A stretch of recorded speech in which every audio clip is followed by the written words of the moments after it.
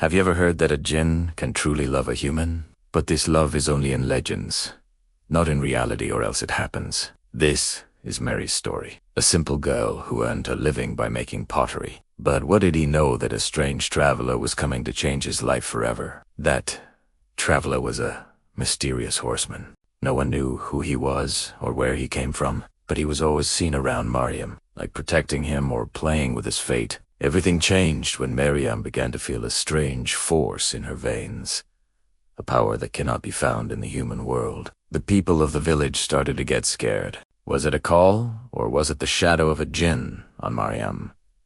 And then one day the horseman himself revealed his biggest secret. "Maryam, I am not a human being." The ground slipped under Maryam's feet. Then who was he, and why did he come into her life? The smell of clay was in the air. There was a small hut on the edge of the village, where Mary lived with her father. His father was the village potter. But now old age and illness had weakened him. Now all the responsibility of running the house had fallen on Maryam's delicate but strong shoulders. It was like magic in Maryam's hands. When she touched the soil, it would come to life. The dishes made by him were so beautiful that the eyes of the beholders stopped. But the rich people of the village used to ignore this skill, considering it only the art of a poor potter. Mary had a dream. The utensils made by him were sold, not only in the village but also in the big fair of the city. He hoped that if his talent reached the right people, his poverty would be eradicated forever. But the reality was not so simple. On that day, Maryam was working hard since morning. He made dozens of pottery and prepared them for sale in the market. As soon as the sun rose, she put the utensils in her small cart and went towards the village market. The market was bustling, as always. People were busy shopping. Maryam stopped her car and shouted, "Beautiful pottery." Cheap and strong people started coming towards him. Some were praising the utensils made by him while some were engaged in bargaining. Then suddenly there was a loud sound of horse hooves. The crowd moved aside. A mysterious young man in white robes entered the bazaar on horseback. His face was bright, strange hypnosis in the eyes.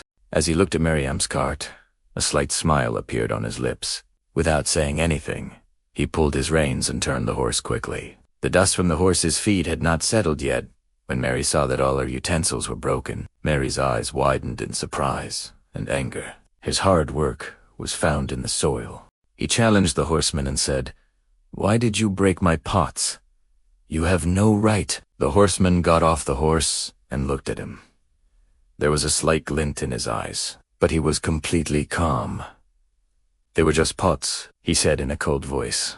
"These were not just pots. It was my hard work. He lived by them." Tears welled up in Maryam's eyes. The young man looked at him for some time. Then he removed a ring from his finger and placed it on Maryam's palm. "It is more precious than you." When Maryam saw that ring, her hair stood up. He didn't look like an ordinary person. There were mysterious lines carved into it that radiated a faint blue light. Maryam was about to say something when the young man suddenly turned and disappeared on his horse without saying anything. Maryam stood there for a while. His heart was beating faster. He closed the ring tightly in his fist. He had realized that this was not just an ordinary meeting. It was something else. Something that could change his fate forever. The silence of the night covered the entire village. Cold wind was blowing like gusts, but there was no sleep. In Maryam's eyes, she was sitting in a corner of her hut, looking at the strange ring that the horseman had given her. Her fingers still had the slight cold feeling of that ring. Her eyes became heavy with fatigue and she slowly drifted off to sleep. But as soon as her eyes closed, she fell into a strange dream. Maryam found herself in a strange place, dark everywhere, but he had the same ring in his hand. But now it was no ordinary ring. A light blue light was emanating from it, and its lines were changing into a mysterious language. Suddenly a whisper echoed in the air. Someone was calling him.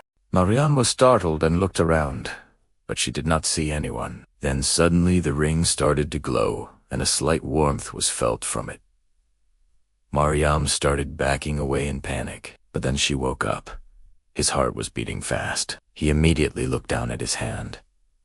The ring was similarly quiet, but he could still feel its slight warmth in his hand. Maryam's mind was filled with confusion. Why was this ring so strange? Who was the horseman who gave it to him? And the biggest question, was it a coincidence or the beginning of a big mystery? The next morning, Mary got up early. He looked at his broken dishes and took a deep breath. His hard work was wasted yesterday, but he is one of the losers.